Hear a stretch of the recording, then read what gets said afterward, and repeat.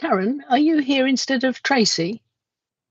I'm here instead of Patricia Dorsey, Oh, if okay. that's okay. But I would be really grateful if there are any papers that could be shared with me. I've been desperately trying to track papers down because Tricia's been away for a few days. So I'm terribly sorry to ask, but if I put my email address in, thank you. Perhaps Caroline, you could. Can you share the Teams channel? Yes, I can see it. So thank you. Okay. Just to confirm, Chair, we're now live. Lovely. Thank you very much. So, everybody, welcome to today's meeting of Suffolk Public Sector Leaders. I'm Councillor Suzie Morley, Leader of Mid-Suffolk District Council, and I will be chairing the meeting today. This meeting is being broadcast live and is available to watch on Suffolk County Council's website whilst we're in public session.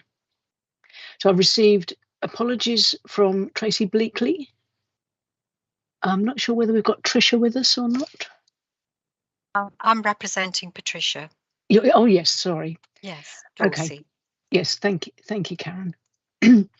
So moving on to the notes of the last meeting, they've been circulated previously. Caroline, would you like to present the notes and confirm any actions outstanding? Thank you, Chair. Yes, no outstanding actions. The budget paper has been amended to reflect the decisions made in terms of the investments on screens into Green Suffolk and the recycling and waste strategy. So really just up to, if leaders have any comments, queries, or are happy to agree them. Everybody happy? Yeah. Agreement. Lovely. Thank you very much indeed. So the warmer homes. We've got a proposal for investment from the business rates pool, and I'd like to welcome Councillor Andy Droutmond to the meeting. Andy is chair of the Environment Portfolio Holders Board, and he's going to present the business case for this proposal. Councillor Drummond, over to you. Thank you very much. I do have some slides, Suzie. I don't know if they can come up. The first one is a welcome introducing me. Who's operating the slides, please? Caroline. If we can't find the slides, it's no worries because you have item 3, paper B on the appendix A, and those are actually the slides that I'm going to be talking to. So let's just see if we can find those slides. If we can't find them, we'll talk to the paper. I'm still not seeing any slides yet. No. Do you want? Matt Hollis here. I've got the slide, so I can share it if you like, Andy. Yes, thank you please. very much. So if we start with slide 1, then thank you very much. Andy, all I've got is the main slide, so I haven't got. Oh, okay. Well, okay. If you just put up the main slide, which has got proposal on the left and drivers on the right. Yep. That would be great. Thank you very much. Bear with me. Yeah, thank you.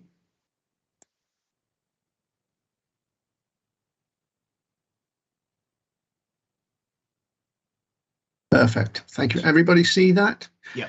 So good morning, everyone. For those of you that don't know me, I'm Councillor Andy Drummond. I'm the portfolio holder for Environment and Regulatory at West Suffolk Council, and I'm chair of the Suffolk Environment Portfolio Holders Group.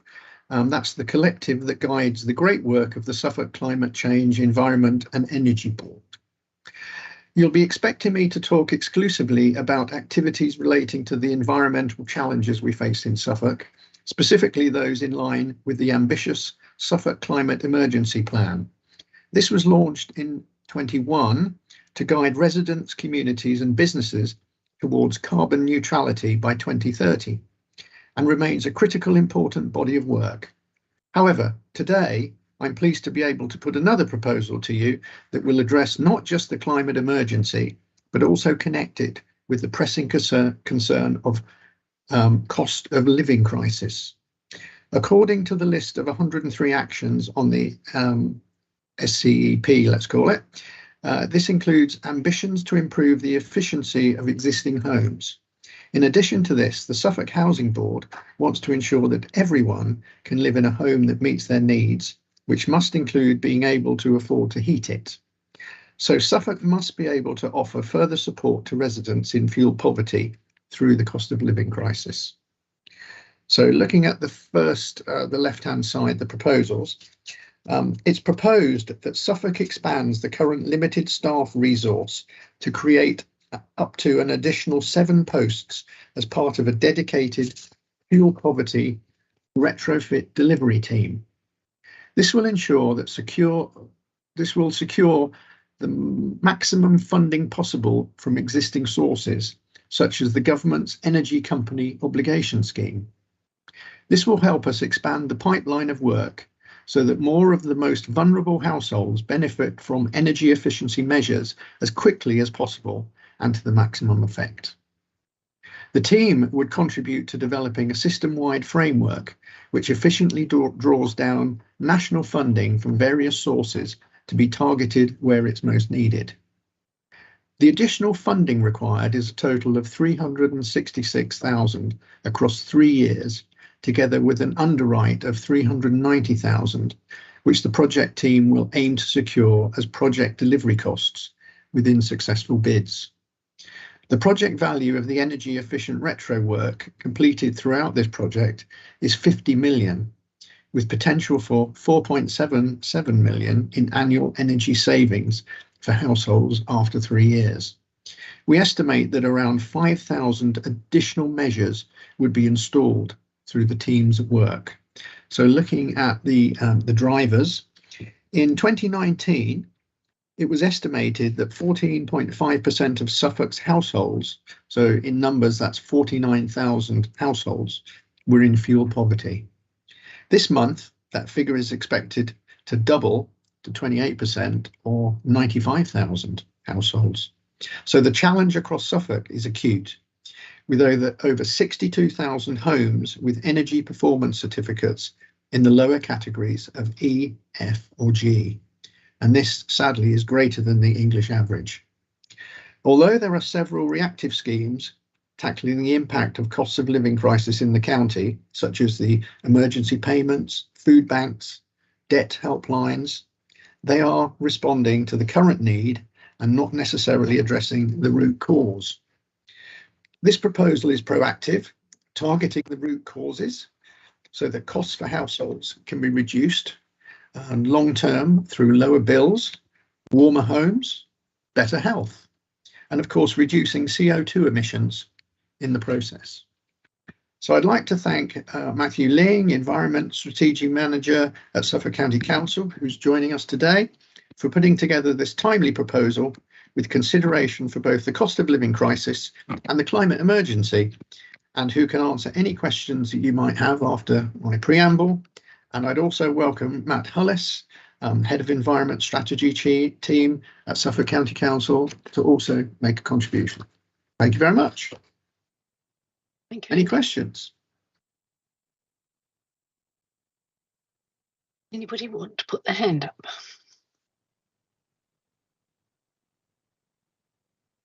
Tom. Hang on, just can't. That's it. Not a question so much. It's just a comment that I don't think any of us have got anything that we could possibly quibble about over this. It's an excellent idea, and it's quite timely because there was the announcement yesterday of the £1.5 billion for retrofitting. I know it's not new money, but it's ring fencing money that had already been allocated for homes, I know part of this is to secure funding from other sources, but the fact that that extra money has now been made available recently means that that funds are there, and we need a team like this to be able to tap into that and to make sure we get our fair share for the homes in the county. So yeah, I'm totally in favour of this. Excellent. Thank you, John. Karen? Thank you very much, and really, really good initiative, Andy. From my perspective, I think it really hits home in it being sustainable. It's a longer term plan in supporting people to have a more sustainable option for heating rather than payments. For me, it's always going to be the most vulnerable in our population, which are kind of the homeless, that this may not help, but that will be addressed in other ways, I'm pretty sure. But from a health perspective, I think this will keep people well and warm, which is the most important thing, and avoid admissions. and and support people with long-term conditions. Thank you. Lovely. Thank you, Karen. Matthew. Thanks, Suzie. Well, of course, like everyone, I think anything we can do to support our residents in any way possible, particularly for those that are finding things very difficult at the moment, is very welcome. Of course, this is about looking forward as well. I think the paper, when you look at the, I won't go through all the bullet points, but on page 2 and 3, under paragraph 3.1, all those are really proactive moves of us doing more, and that's really what we need. So thank you for bringing this forward, Andy. Fully support it. And really welcome it. Yeah, thank you very much, Matthew. Thank you so much, Andy. I'm also fully supportive of it. Tim? Well, just to add to that, Suzie, likewise, I mean, who wouldn't be supportive of it? Of course, this is a start. I know there'll be a lot more to do. And I think the thing that's really encouraging about this, we are trying to look at things for the long term as well, particularly for those who are disadvantaged. And as we always know, they're the ones who tend to suffer more than other parts of our community. So has to be welcome. And I suppose many of us would say this is probably a very, very important signal and only a first step, albeit a very big one. I do get that. And could I just say thanks, Andy, to you and the team for doing all this, because it's not always the easiest thing, and trying to please everybody is a bit of a challenge, but I think it's an excellent first step. I really do. Thanks. Thank you, Tim. Lovely. Thank you, Tim. So, leaders, you're content to agree the proposal of a funding package of 366,000 of direct funding and supported by 390,000 underwritten over 3 years? Absolutely. Yes. Excellent. Lovely. Thank you very much indeed, Andy. That was brilliant. If I can brilliant. Just thank everybody for supporting. That seemed to be unanimous. That's excellent. Yes, you've made my weekend. Yes, absolutely. I'll disappear now if you'll forgive That's me good. for that. Thanks, Andy. Thank you, Andy. The next item on the agenda is the criminal exploitation and domestic abuse update. So I'd like to welcome Councillor Bobby Bennett to the meeting. Bobby's the chair of the Suffolk Safer Communities Board. Over to you, Bobby. Nice to see you. Lovely to have you with us. Thank you for having me. I think Caroline's just got a slide pack to share, and she's on it already. Brilliant. Thank you. As Suzie said, I'm the chair of the SSCB and here to report to you today on 2 items, the first being criminal exploitation. If you could move to the next slide, please. So in 2020, Suffolk public sector leaders agreed to fund a new 3-year programme to tackle criminal exploitation in Suffolk, building and learning from the previous iteration around gangs and county lines. So this slide is a reminder of the different work areas we said we would fund from the overall £1.3 million commitment, which drew additional funding from both Suffolk County Council and the police. So we have set up new criminal exploitation hubs in the west of the county and in Ipswich, which essentially funds youth outreach in places and spaces we know we have concerns. We also said that if there was evidence need, we would set up a hub in the east of the county, which we're now in the process of doing. This on the back of feedback and intelligence from police and local agencies that there is a need to work with young people and places heightened by high levels of school exclusion and missing episodes of children in the Lowestoft area. We have a comprehensive training offer around all aspects of criminal exploitation to upskill our workforce, and we continue to coordinate the overall work plan, including commissioning an ongoing evaluation from the Suffolk Office of Data and Analytics.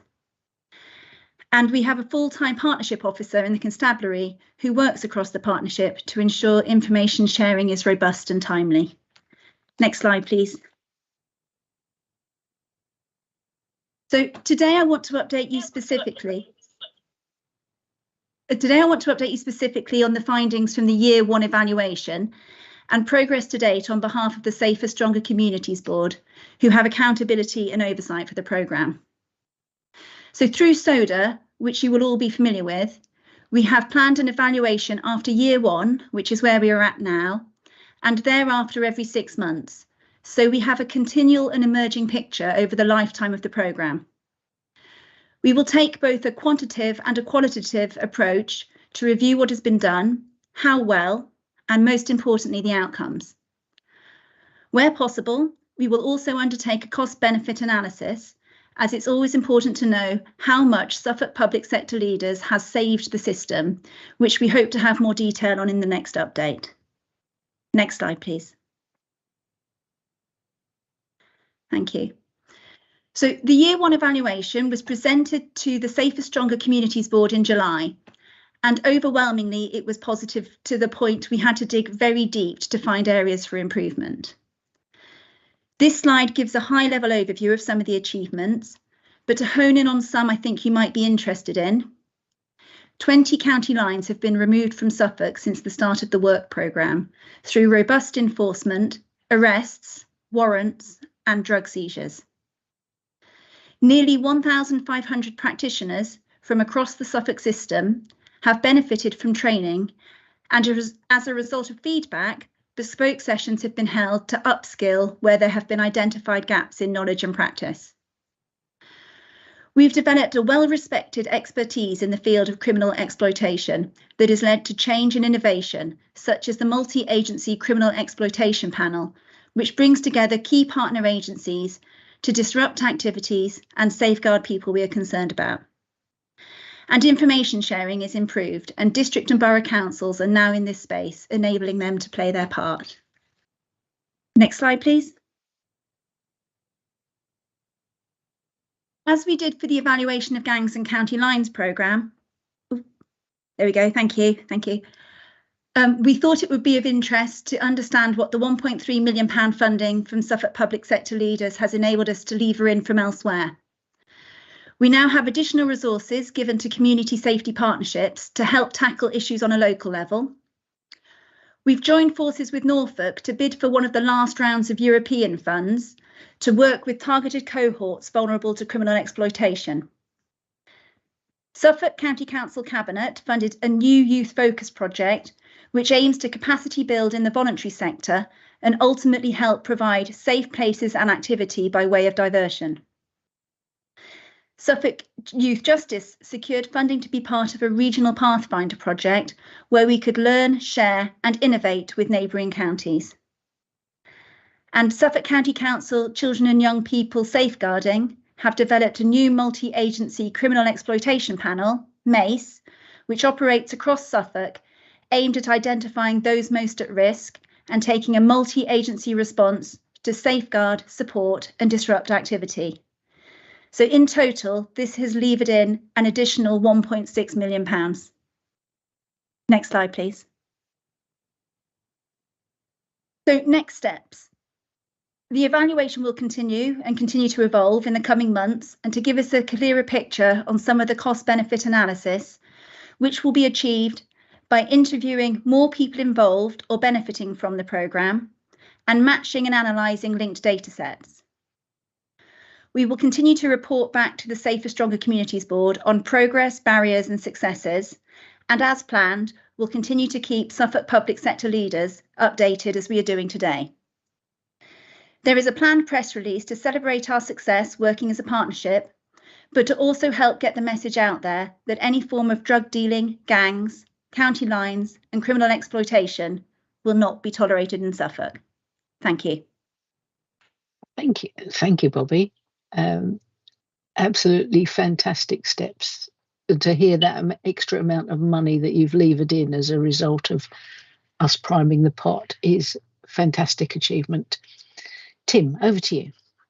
Thanks, Susie, and thanks, Bobby. That's well, excellent to have a review like that, and I thought that was presented extremely well because this is a really, really serious issue, and I think John Griffiths and David Ellesmere and myself remember that time. I think it was probably maybe 6 years ago, after that terrible stabbing and fatality in Ipswich, this all started, and this is built on that programme. And all I wanted to say was that we can't afford to be complacent. Nobody's complacent. And I'm not just saying this. I think the number of arrests and so on by the Constabulary has really, really shown that we take this collectively very seriously. All the other agencies involved. And if this is an example of how, when the chips are down, Suffolk can pull together and work together, this has to be it. It's a lot of money, a lot of pound notes there. And all I wanted to say was, looking at this to develop this programme, because I'm afraid the threat isn't going to disappear overnight, and that's why I absolutely endorse this. And obviously with our commissioning, we're prepared to stick our oar in or continue to do that. But it's a great example of what we can do and be very successful. I'm sure it's as good as anywhere else in the country. So well done to all involved, and thanks very much, and looking forward to continuing this very good work. Thanks. Thank you, Tim. David? Yes, thank you, Suzie, and thank you, Bobby. As Tim said, that this is work that originally came out of the horrific murder of Tavis Spencer Aikens in 2018. The gangs and county line strategy that we put in place after that, with a particular emphasis on trying to stop violence. And I think the encouraging thing is to see how that work has now been mainstreamed, so that we're dealing with this all the relevant agencies, and of course a recognition that this isn't just tied to one particular location, but is an issue across Suffolk. So I think there's some excellent work being done as a result of this. But we had a debate at our council meeting last week, I think it was, or the week before, and I think there were, if Bobby says if we had to look hard to find where there were issues, I think there is a slight concern that there is still violence, in particular around knife crime. And that does, that is in the main linked to activity around gangs and county lines. So there was a request at that council meeting, if we could just review the strategy that we've got in the light of the existing circumstances, perhaps with just having another look and focusing on that issue of knife crime and violence. I think I don't think we need to junk what we're doing. I think there's a lot of good work being done, but I think we just need to review it and see whether there is anything that we can tweak in the light of existing circumstances, and perhaps just reflect some of those concerns that people have. But other than that, there's some excellent work being done on this, and let's carry on doing it, because we're definitely disrupting those gangs. Yeah, excellent. Thank you, David. John Griffiths? No, Suzie, thanks. And always tough to come in after Tim and David, who basically said most of the things I'd like to say, but great to see you, Bobby. Thanks very much for all the work. It's extremely good to have a review and evaluation and performance review following actually funding SPSL puts into a whole variety of initiatives. And this is obviously a particularly satisfactory one, but I hope it's also a lesson to all the other things that we should review to see whether the funding's been applied as well, etc., etc. I think, like Suzie, I'm particularly encouraged by the additional leverage that this funding managed to get to 1.6 million. And my only question, which is slightly along the lines of what David was saying, is how have the challenges and threats changed over the period? And maybe that's more for Rachel, I see he's about to come in, or Tim, rather than you, Bobby. But thank you very much, and I endorse everything that's been said already. Thank you, John. John Ward? Yeah, I just want to again endorse what's been said. It's some significant achievements here, and it's great news. And getting the additional funding is excellent. Just wanted to pick up on something that David mentioned about the fact that it's happening everywhere. It's not just the usual location, centre of Ipswich or centre of Lowestoft or whatever. And to sound a bit of a note of caution, there's so much that goes on under the radar all over the place, and I don't know how we can address that. And I know that there are obviously manpower issues that the police have in terms of being able to have regular and frequent patrols, but I don't know what the solution is, whether it means more CCTV in specific locations, but there are sort of civil liberties and intrusion issues with that. But the fact is that there is a hell of a lot of stuff going on that is just under the radar, and somehow we need to address that. Yeah. Thank you, John. Steve? Yeah, thank you, Suzie, and Bobby. Many thanks for the updates. It's really useful, and of course, you'd expect me to say I'm really pleased to see the growth and spreading out into the east of the county, which I think is really important. I think, you know, I think for me, I think one of the beauties of this, and I'm sure Rachel will pick up on it, is the fact that, you know, this is not okay, we're going to do that. You know, this system flexes according to need, and you know, I absolutely hear what John was saying in respect to police patrols, etc. But you know, policing needs to be intelligence led. So it's really important that we do encourage the reporting of incidents and concerns into the Constabulary. And you know, I know that Tim and Rachel will flex the systems that are there in order to pick up the areas of concerns that are there. So you know, we know that the resources, of course, are infinite, but the reality of that is that we do need to flex, and they do flex. You know, I'm confident the Constabulary do flex according to those local needs. So I'm really pleased to have the input, the update, and really pleased to see that the East is not forgotten in this process. So thank you. Thank you, Steve. Rachel. Thank you. I feel as though Steve and John have set the scene really for me to come in. So thank you for that. First of all, Bobby, excellent work. Really, really grateful from a constabulary point of view. Exactly this helps us to be able to get on with the things like the arrests and the proactivity work. So as you well know, all of that background actually maximises the resources within the constabulary and the efficiency that we can deliver. So very, very grateful for that. There are always longer term pieces of work. So the education, the housing, the social care that wraps around it, we won't see the benefits of that for years to come. So this is well worth doing. And on our side in the constabulary, just to answer a couple of the comments about the activity and what we can do now, it is happening now. We had a peak, as we often do have a peak during the summer, and that was anticipated. There was actually a period, I was just checking the figures as others were talking. So in a period of 3 weeks, we made 16 arrests just in Ipswich alone, 13 of which were remanded in custody.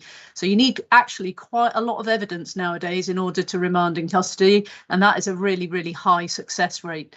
So since then, we have seen that calm down, tail down. It does often tend to be seasonal, but alongside that, we have also, and these are the bits that aren't so readily picked up, often people being moved out of Suffolk to other locations to be housed up in Merseyside, to be housed in Birmingham, to be housed in Newcastle, away from the area, so that they don't then create their own little mini gangs. They like to call themselves gangs. I sort of the followers on that can't do it themselves. And therefore, by taking out those top players, as they like to see themselves, then we can bring in a lot of this work around prevention, intervention, diversion, education into that younger group, so that they don't then become the new top players. And that's why this work is absolutely so essential. And I'm really glad that we're working hand in glove with all of the other activity. And just please pass my thanks on to all of your other areas that are represented here, because it makes the world of difference to the constabulary. Lovely. Thank you, Rachel. Tim, did you want to come back on that? Just a very quick one, and obviously agree with everything that people have said there. But just to link in with a little bit of this, and we did mention it at the Safer Strong Communities Board, the last one that we had that Bobby chaired. I don't know how that might fit, but in future, if we do get further funding streams for safer streets, we've had a good track record working with the Borough Council and Ipswich on that. That's been very helpful. Of course, the large sums of money coming into public health from harm to hope will, I hope, make a real difference to getting people free of addiction, which does relate to this, and actually the prevention on the education side. And I don't have any details, but I just wanted to mention to everybody that I did say at the last Stronger Communities Board meeting, I believe there will be some reasonable sums of money. I don't have any details coming for the Syrians violence funding, which we will certainly report back to at SPSL, public sector leaders, when we have some details. And it could be a few £100,000. I don't know, don't have any details, but we'll certainly keep everybody updated, because that will relate into all this work there and hopefully build on the successes that we've had. Thank you. Thank you, Tim. Matthew? Thanks. Really just want to thank, I think all the key points have been made, but thank Bobby for bringing the paper today, and thanks for all the work that's going on this. Following that dreadful fatality back in 2018, we came together and the work's been underway, and often we probably don't talk about the work that is underway enough. Of course, I'm always supportive of constantly making sure it's relevant, and that we do need to now and then review and just check and see if we are progressing in the right way. We kind of take for granted that will happen, but if there's more work that needs to be done around that, that's really welcome. But just thank you, because often this work doesn't get the credit it deserves, and I think what Rachel has just told us actually just shows what it does work behind the scenes, and often we don't recognise that enough. So just thanks to everyone who's part of that. Yeah, thank you, Matthew. Thank you so much, Bobby. That's been really, really good. Can we move on now to the domestic abuse update? Yep, happy to. Caroline, if I could just ask you to share the slides again. Thank you very much. So looking back to 2018 now, this is a piece of work you agreed to fund to just over £100,000 for a new exciting project aimed at raising awareness and upskilling both professionals and our communities on the signs of domestic abuse. So what it is, what it isn't, and what advice to give to people where they can get the help and support they need. And this drew an additional funding amount of £30,000 from Suffolk County Council. So this request for funding was back on the back of previous research in Suffolk and recommendations from a number of domestic homicide reviews, which told us that in many cases, friends and families knew that something wasn't quite right, but lacked the understanding or awareness to do anything about it. And they certainly didn't know where to go and get help. So the Domestic Abuse Champions Network is a group of ever-growing individuals who have undertaken free training, enabling them to become competent champions against domestic abuse, and in doing so, be a recognised go-to person where people can confidentially disclose concerns, get advice, and be signposted to appropriate support. The Network of Champions is a thriving, enthusiastic group of people who have a thirst for learning and keeping abreast of the latest developments around domestic abuse, which keeps them fresh to changes in the law and the tactics of perpetrators and the changing needs of victims.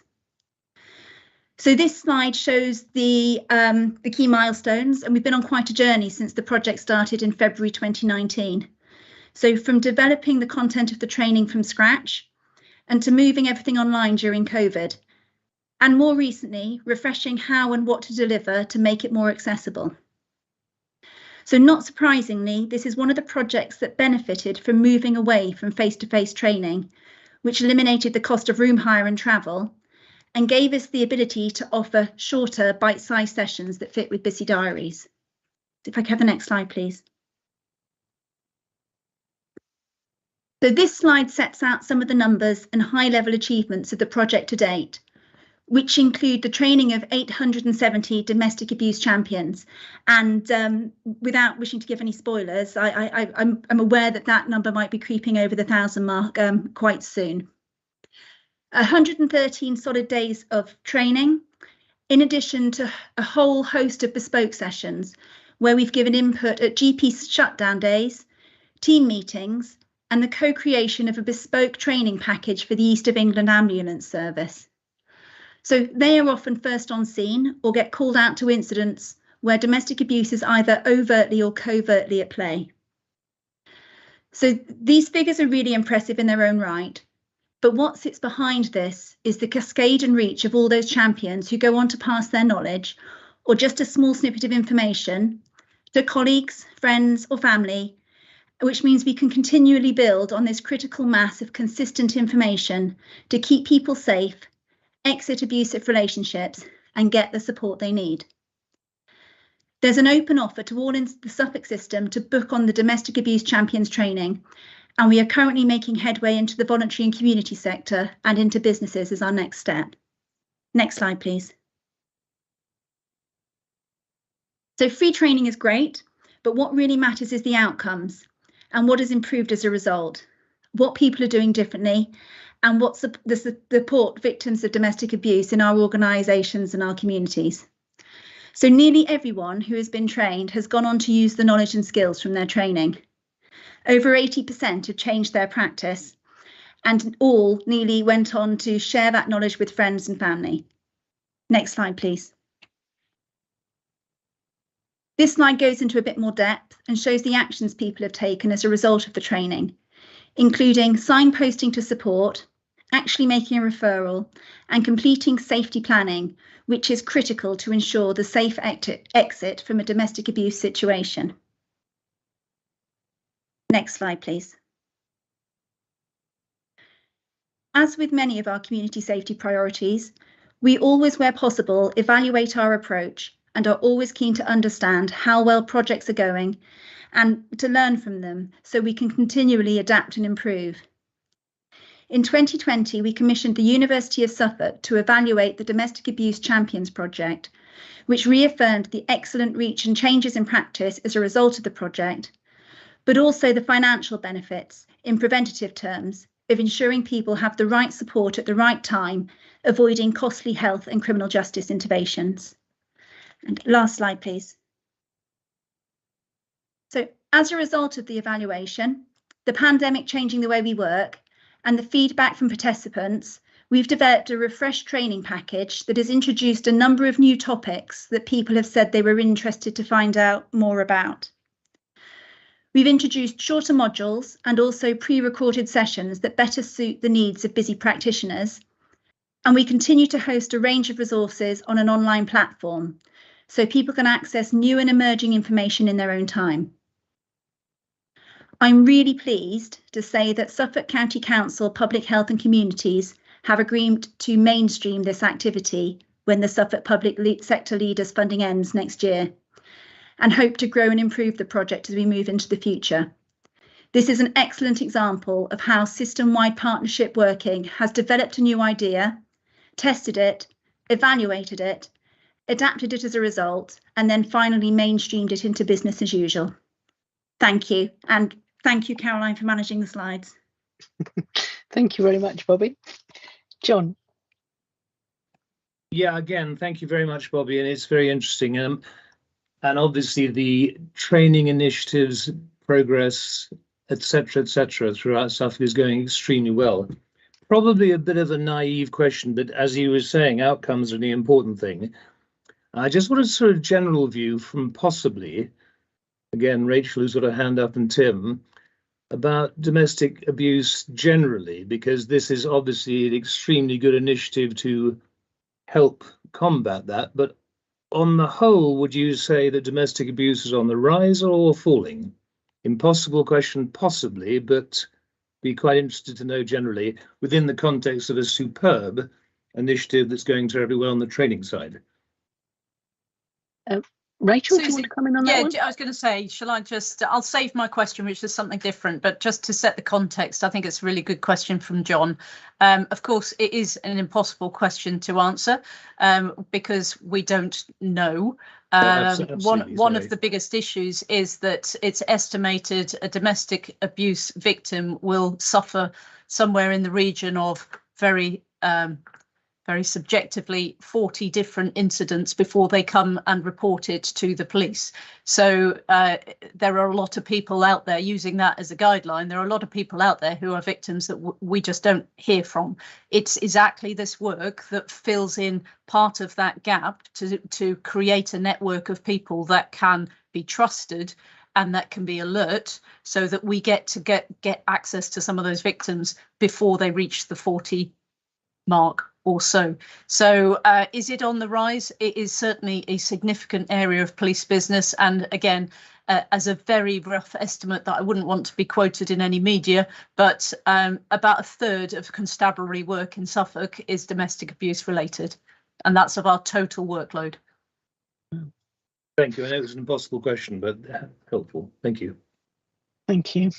Steve. Yeah, thank you. And once again, Bobby, many thanks for the update. Just to pick up on John's question and Rachel's response, of course, you know, as other pressures are felt within households, the incidents of domestic violence and often domestic abuse often go up as well. So, you know, we're heading into a very troubled winter. around cost of living and everything else, and we can anticipate that will have a negative impact on domestic abuse. I would say so. I think the reality of that is that this work is going to become even more important as the cost of living crisis unfolds. But my question really was, and please, if you don't have the numbers, that's absolutely fine. I'm just 870 is a fantastic number. You've hinted towards 1,000, which is brilliant.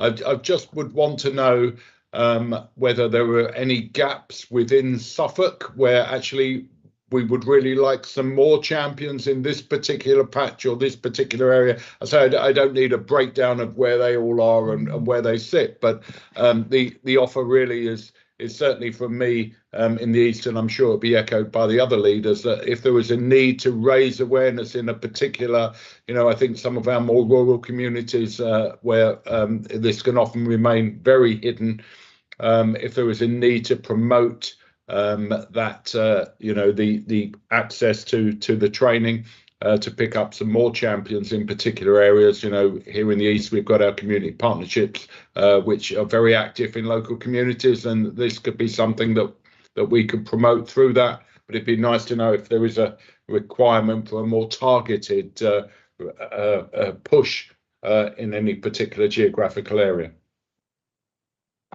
Yes, Bobby, you're on mute. Yeah, can I come back on that? Yeah, I don't have those figures to hand, but I'm very happy to look into that, and we'll always welcome any promotion that you'd like to do.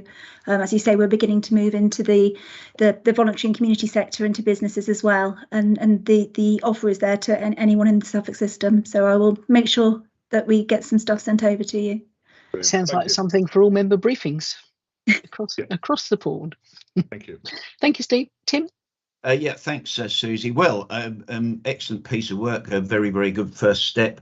What I was going to say, and I've just got a couple of other comments to add, if the funding stops, we need to be thinking as public sector leaders how we're going to continue with this work. What we don't want to happen is just to get up to the end of the funding and then think, now what do we do? Because it makes a real impact. There's obviously the human cost, the effect on children, which I'm sure we all know, and we have to deal with this. And as Rachel said, the demand on the constabulary is huge, and it's not just the constabulary, there's others, but I think I'm right in saying that in the last 12 months there's somewhere around about 10,000 cases, incidents of domestic abuse reported. We know it's underreported, and that's where there's a gap. And to answer John Griffiths' request about how big is the demand, etc., well, all I can say is of all the organisations we work with under our victims commissioning hat, despite the extra money we got through COVID, every single one of them, including the IDVA service run by Leeway, says demand is going up all the time. There are gaps, we are finding out more, but the only way through this, once again, is for us here in Suffolk to work across all agencies and deal with it, because not only is, as I say, there's the human cost, there's the effect on economic output, the stress, there's all sorts of things that happen here. It does affect output on business, productivity, whether your public-private sector is irrelevant. So there's a lot to do. So if we could, Suzie, think about this as part of the forward plan, not immediately, but build that in. What are we going to do when the funding stops, and how are we going to carry on with it? I would think that would be something we would all be very concerned to support, and how we can take it forward. But an excellent report again. The economic evaluation, I think, is very important and brings it into pretty sharp focus. Thank you. Lovely. Thank you, Tim. Rachel? Suzie, Oh, sorry, Suzie, Beth. Can I just say, the Suffolk County Council Public Health and Communities have agreed to mainstream the activity, so we'll be taking it on once the funding's ended. Oh, right, so it's done. Perfect. Just, Bobby, can you just confirm when the end date is for when the funding ends? Oh, it's next year sometime. I'll have to double check. All right, thank you. Rachel? Thank you. My question links to Steve's question, and it was about the diversity of the champions. So I would be really interested moving forwards, identifying what the profile is of the current champions and focusing the targeted approach for new champions in those areas where we have underrepresentation. So what I'm thinking of, for example, the Romanian community in Ipswich in particular, the Gypsy and Traveller communities, older people, rural communities, as Steve has already said. So where do we need to try and of course gay communities, because we often think of female victims and male perpetrators, but that isn't always the case. So how can we make sure that the new champions perhaps go some way to fill some of those gaps? But great work, really good, really encouraging. Thank you. Excellent. Thank you very much. So our leaders, I'll tell you what, we'll put an update in for 12 months time, but if it turns out that the end date for the funding is before that, then we'll bring it forward. Is everybody happy with that? Yes. Yep. Excellent. Okay, thank you very much, Bobby. That was a brilliant report. Thank you. My pleasure. Thank you. So now we've got the levelling up and county deal updates from Councillor Matthew Hicks. Thanks, Suzie. Thank you, Matthew. So not too much to add at this point. What I would say is early indications from the new government are that they're still very keen to progress discussions around county deals. And obviously we're still keen and enthusiastic to have those discussions. They will continue. And from all accounts, at some point in the future, more deals will be announced. So we'll make sure that Suffolk continues to champion the cause, doing everything we can to bring any additional funding into the county, etc. I thought I'd just take the opportunity to touch on investment zones. Obviously, there's been a lot in the press and media about them. What I'd say is, in the traditional Suffolk way, a group of officers from each council are getting together already, talking about what opportunity that may bring to our county. But it is really important that it is obviously planning matters sits with the districts and boroughs. And the way we do it in Suffolk is we'll work together and come up and look at what are the options and what are the possibilities. At this stage, obviously, we really need the finer detail. That was due in this week. And once we've got that, we'll all pull together and we'll see what's best for Suffolk, what's best for our communities. So I'm optimistic we'll do it the usual Suffolk way, and the timelines will be probably tight from what we hear, but as soon as we get real clarity, obviously we'll be sharing it and we'll all be involved working together as we always do. So I can't really give much more than that at this stage. Obviously in Suffolk we already have a free port, we have enterprise zones, we have all sorts of parks and retail parks, etc., which are already up and running and active. What we need to be really clear on is the impact of investment zones on all the different types of operations across the county, but that will become clear. If that information hasn't come in, it was due in this week. If it hasn't come in this week, I'm sure it'll be imminent. So that's really it from me, Suzie. Okay, lovely. Thank you, Matthew. Anybody got any questions? No. Okay, so the final item on our agenda is the budget. I think we've got Ian here as chair of SCOLT to present the budget. Thanks, Suzie. Yeah, morning everyone. Yeah, it's your usual report. So it's got a couple of updates since your last public meeting. So in terms of the commitments, it updates on your decision to fund Screen Suffolk for 5 years and the recycling and waste strategy. And we'll obviously update the budget again following your decision around warmer homes. And then towards the end of the report, it's got the update against progress. So that's it from me, Suzie. Happy to answer any questions. Lovely, thank you, Ian. Anybody got any questions?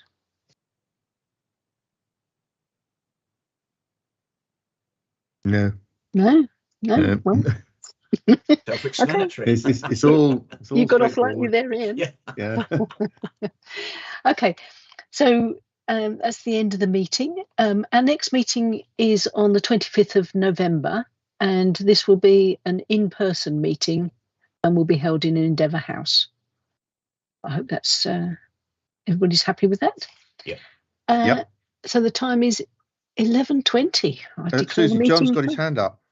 Oh, I'm sorry, John. Yeah, that was just actually, firstly, I suppose, an opportunity to wish you all a good weekend. But secondly, actually, to say that given these initiatives we just heard about and the positive results and the difference it's making and the challenges across the board with the various things that Suffolk public sector leaders have funded, I think a little bit of communication both to the various councils and actually more widely on the benefits and the way Suffolk's working together might be a positive thing, and encourage more people to get involved as well, which is partly what all this is about.